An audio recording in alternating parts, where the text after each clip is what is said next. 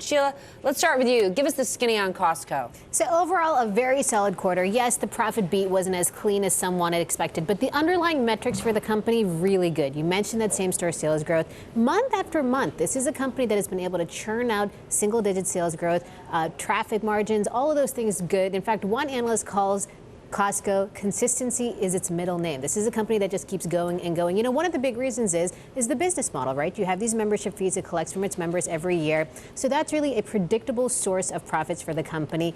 And it's also a big boost for customers to keep on going back in the store, right? If you paid the money for this membership fee, you got to think that, oh my God, I want to use this up. So you're going to keep going back to the store. All of those things helping Costco out in a huge, huge way.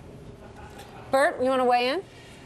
To Sheila's point, Costco is doubling sales this decade as it did last decade and has a 90% renewal rate on memberships, where Walmart's Sam's Club division does not. So Costco killed Sam's Club in Canada. Walmart had to close all the Sam's Clubs in Canada, as they had earlier with Korea.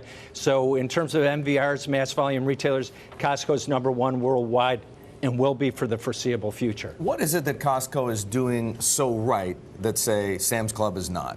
Costco raises the standard of living for all of its consumers. So when beef was hitting record prices, Costco, the #1 seller of prime beef worldwide, did not raise prices. Also, Costco pays its workers nearly $20 an hour. Walmart, Target, Kmart pay barely above minimum wage. Costco is full-time, so only 10% turnover with Costco, 50 to 100% turnover with competitors, and Costco does a lot for the community, which, with the exception of Target, the others do not. Right. Sheila, what about Amazon Prime? Isn't that similar to like a Costco membership? And Amazon Prime's got some great deals out there. Yeah, no, absolutely. And of course, this is one of the big competitive forces for Costco. But there are some things you can get at Costco that you just can't do on Amazon, right? Free samples? Free can't samples. Get them at Amazon Prime. I mean, food is a big part of it. Yeah. So the food that Burt was talking about is a huge part of it. That's a huge portion of what Costco sells. Amazon clearly not into the consumables business as much. Costco also has a private label business. And remember, when you walk into Costco, it's this classic example of you walk in with maybe one or two things in mind, and then you walk out with like $200 worth of stuff. That's right? true. That is true. And like you said, Stephanie, $1 million diamonds at Costco, $10,000 bottles of wine, and as Sheila referenced, the lowest prices on groceries worldwide. But what are they doing to bring in new members? When I think about Costco, I feel like people who are members of Costco have been members for 20 plus years. Who are they really drawing in? 22-year-olds? Stephanie, when we do our store checks in Southern California or areas with 10+% unemployment, we see people pooling memberships, 8 to 10 people at a time in one family membership. They go after religious services on weekends, all buy together, split it up in the parking lot. So Costco people know that even with a $55 membership, they'll still save more money. Burt, at what point do we see things like 5% same-store sales growth translate into breakout margins for Costco? I'm just looking at Costco's margins right here, and let's say we're looking at it on an operating basis. It's still a pretty skinny business, right? 3%, not even 3%.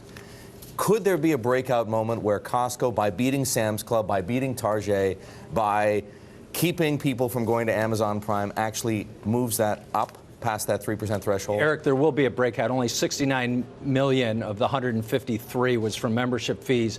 So it's JCPenney and on the others on the verge of Niagara Falls, about to go over a break on the bankruptcy rocks below. Costco will get into much more high margin apparel goods, and in addition to the diamonds and the fine wine, you'll also see Costco selling much more apparel as the shopping mall-based anchors, to Sheila's point, struggle as they lose sales to Amazon online and Costco on land. Do you think JCPenney is headed over Niagara Falls? Rumored today that CEO Ron Johnson could be stepping down.